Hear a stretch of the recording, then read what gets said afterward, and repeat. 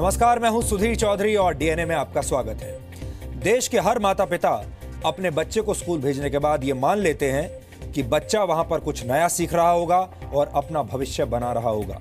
लेकिन अगर आपको ये पता चले कि आपकी और आपके बच्चे की मर्जी के बगैर धीरे धीरे उसका धर्म परिवर्तन किया जा रहा है तो आप परेशान हो जाएंगे। आज हरियाणा के मेवात से हमारे पास एक ऐसी खबर आई है जिसे देखकर आप भी कहेंगे कि आखिर शिक्षा के मंदिर में ऐसा अधर्म कैसे हो सकता है। मेवात के एक स्कूल में अवैध रूप से धर्म परिवर्तन की कोशिश हो रही थी। ऐसे आरोप हैं कि कुछ हिंदू बच्चों पर जबरदस्ती नमाज पढ़ने और इस्लाम स्वीकार करने का दबाव बनाया जा रहा था। आप इसे शिक्षा के नाम पर होने वाला धार्मिक घोटाला भी कह सकते हैं। सवाल यह है कि क्या हिंदू बच्चों पर इस्लाम कबूल करने के लिए दबाव बनाना हमारे देश की धर्मनिरपेक्षता पर सीधा हमला नहीं है? और इतनी बड़ी खबर हमारे देश के मेन स्ट्रीम मीडिया की नजरों में आई क्यों नहीं? क्या इस खबर को जानबूझकर दबा दिया गया? आपने यह भी नोट किया होगा कि हमारे देश के नेता संसद में मॉब लिंचिंग पर तो कई घंटों तक बहस करते रहे, लेकिन किसी ने मेवात के बच्चों की समस्या संसद में नहीं उठाई। ये सारी बातें एक गहरे डीएनए टेस्ट की मांग करती हैं। भारत के लोकतंत्र में धार्मिक प्रदूषण फैलाने वालों को एक्सपोज करने के लिए हमारी टीम ने मेवात जाकर ग्राउंड रिपोर्टिंग की है। यह खबर देश के हर घर और हर परिवार को आज देखनी चाहिए। इसके बाद हम 15 पन्नों की एक झूठी, मेरा मतलब है चाइनीज रिपोर्ट का डीएनए टेस्ट करेंगे। इस वक्त डोकलाम में भारत और चीन के सैनिक आमने सामने खड़े हैं और चीन की लाख कोशिशों के बावजूद भारत झुका नहीं है। चीन इस बात से अंदर ही अंदर छटपटा रहा है और अब उसने 15 पन्नों का एक स्टेटमेंट जारी किया है। इस लिखित बयान में चीन ने भारत पर कई झूठे आरोप लगाए हैं और डोकलाम में पिछले 1.5 महीने से चल रहे विवाद को लेकर बहुत सारे झूठे दावे किए हैं। इसलिए आज हम चीन की इस रिपोर्ट के एक एक पॉइंट का पोस्टमार्टम करेंगे और आज हम आपकी ऑनलाइन आदतों का भी एक डीएनए टेस्ट करेंगे। अगर आप सार्वजनिक जगहों पर फ्री में इंटरनेट एक्सेस देने वाले वाईफाई का इस्तेमाल करते हैं और लापरवाही से इंटरनेट ब्राउजिंग करते हैं तो आपकी तमाम निजी जानकारियां खतरे में हैं। हमारे पास एक रिसर्च है जिसके नतीजे बहुत चिंताजनक हैं। भारत में पब्लिक वाईफाई का इस्तेमाल करने वाले 96% लोग जागरूकता की कमी की वजह से अपनी निजी जानकारियों को खतरे में डाल देते हैं। ये आपकी ऑनलाइन जिंदगी से जुड़ी एक बड़ी खबर है। आज हम आपको बताएंगे कि आप अपने डेटा की ऑनलाइन सुरक्षा कैसे कर सकते हैं। लेकिन सबसे पहले आज की तमाम बड़ी खबरें नॉनस्टॉप न्यूज में। कर्नाटक के ऊर्जा मंत्री डी.के. शिव कुमार के ठिकानों पर आयकर विभाग की छापेमारी को लेकर संसद के दोनों सदनों में हंगामा हुआ। कांग्रेस ने आरोप लगाया कि बदले की कार्रवाई के तहत छापेमारी की गई। सरकार ने आरोपों से इनकार किया। इसका सीधा संबंध इन रेड का, माननीय फाइनेंस मिनिस्टर ने कहा, लीडर ऑफ द हाउस ने, कि एक व्यक्ति पर कर रहे हैं। ये व्यक्ति पे आप 1 महीने बाद कर सकते थे, 1 महीने पहले भी कर सकते थे। ये आज क्यों कर रहे हैं? In that resort where your MLAs are staying, no search has taken place. No MLA has been searched. A particular individual was to be searched. He had gone and parked himself in that resort. So the authorities, because they had to confront him with the recoveries. आयकर विभाग ने tax हेराफेरी के मामले में बेंगलुरु, हासन और मैसूरू के अलावा दिल्ली में शिव कुमार के 64 ठिकानों पर छापेमारी की। छापेमारी के दौरान करीब 10 करोड़ रुपए बरामद हुए। करीब 8 करोड़ रुपए दिल्ली वाले घर से मिले। डी.के. शिव कुमार बेंगलुरु के रिजॉर्ट में रुके गुजरात कांग्रेस के विधायकों की मेजबानी कर रहे हैं। कांग्रेस के 44 विधायक शनिवार से बेंगलुरु में ठहरे हुए हैं। कांग्रेस का आरोप है कि बीजेपी उन्हें पार्टी बदलने के लिए 15 करोड़ रुपए का ऑफर दे रही थी। इसी वजह से उन्हें बेंगलुरु लाया गया।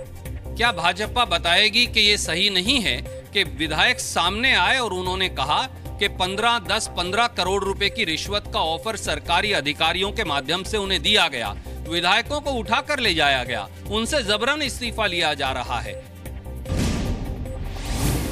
गुजरात के राज्यसभा चुनाव में नोटा के विकल्प पर सुप्रीम कोर्ट कल सुनवाई करेगा। चुनाव आयोग के फैसले को कांग्रेस ने चुनौती देते हुए इस पर तुरंत कार्रवाई की मांग की। पहली बार इलेक्शन कमीशन ने इनडायरेक्ट इलेक्शन में नोटा का चॉइस दिया है। अब इसको देखते हैं किस नजरिए से देखा जाएगा, लेकिन मुझे जो इलेक्शन कमीशन का निर्णय है और निर्णय की जो टाइमिंग है वो आश्चर्यजनक है। बीजेपी ने भी राज्यसभा चुनाव में नोटा के विकल्प का विरोध किया है। बीजेपी ने चुनाव आयोग के दफ्तर जाकर कहा कि जब तक नोटा पर सर्वसम्मति नहीं बनती, इसे लागू नहीं किया जाए। इनडायरेक्ट चुनाव में नोटा का प्रोविजन जो मूल भावना है राज्यसभा के चुनाव की, उसको कहीं न कहीं नुकसान पहुंचाता है। इसको लेकर हम लोगों ने मांग की है कि नोटा तत्काल खत्म किया जाना चाहिए। गुजरात में 8 अगस्त को राज्यसभा चुनाव है। 3 सीटों के लिए हो रहे चुनाव में बीजेपी के पार्टी अध्यक्ष अमित शाह, सूचना प्रसारण मंत्री स्मृति ईरानी और कांग्रेस से आए बलवंत सिंह राजपूत को उम्मीदवार बनाया गया है, जबकि कांग्रेस ने पार्टी अध्यक्ष सोनिया गांधी के राजनीतिक सचिव अहमद पटेल को प्रत्याशी बनाया है। निजता का अधिकार यानी राइट टू प्रिवेसी मौलिक अधिकार है या नहीं, सुप्रीम कोर्ट ने इस पर फैसला सुरक्षित रखा है। 27 अगस्त को सुप्रीम कोर्ट इस पर फैसला सुनाएगा। सुप्रीम कोर्ट में दायर कई याचिकाओं में आधार के लिए बायोमेट्रिक जानकारी लेने को मौलिक अधिकारों का हनन बताया गया है, जबकि सरकार की दलील है कि निजता का अधिकार मौलिक अधिकार नहीं है, क्योंकि कोई भी निजता का हवाला देकर जरूरी सरकारी काम के लिए फिंगरप्रिंट, फोटो या कोई जानकारी देने से मना कर देगा। दोनों पक्षों के तर्क पर सुप्रीम कोर्ट ने ये तय किया कि सबसे पहले इस बात का फैसला हो कि निजता का अधिकार मौलिक अधिकार है या नहीं। इसके बाद ही आधार कार्ड की वैधता पर सुनवाई होगी। अगले कुछ दिनों में होम लोन और कार लोन पर आपकी ईएमआई कम हो सकती है। बैंक दर घटाने के आरबीआई के फैसले के बाद ये उम्मीद बंधी है।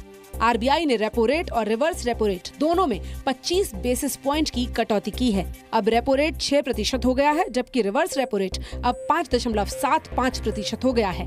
कैश रिजर्व रेशो 4% पर बरकरार है। These factors, along with the normal and well-distributed rainfall and the smooth rollout of the GST, opened up some space for monetary policy accommodation. Accordingly, the MPC decided by a vote of 4-2 to reduce the policy rate by 25 basis points. RBI के फैसले के बाद बैंकों पर ब्याज घटाने का दबाव बढ़ेगा। हालांकि बैंक कब और कितना ब्याज घटाएंगे, ये बैंकों पर निर्भर करता है।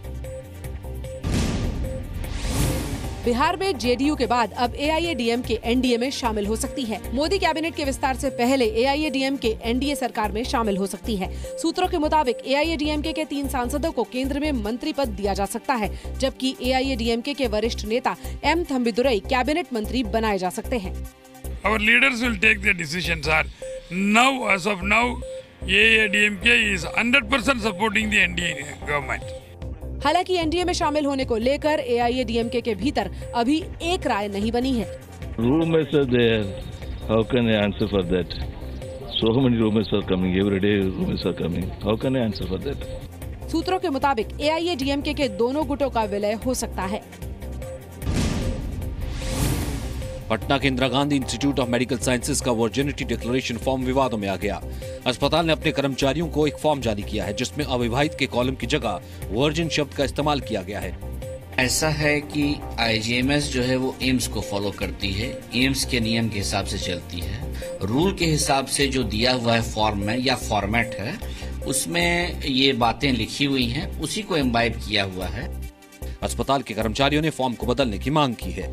हमें लगता है कि वो निजता के अधिकार और मानवाधिकार के अनुरूप नहीं लगता है, और ऐसे में हमें लगता है कि मैं शासी निकाय के सदस्य के रूप में अगली बोर्ड की मीटिंग में मैं इस मामले को उठाऊंगा। I think this is completely irrelevant and they should do away with this criterion.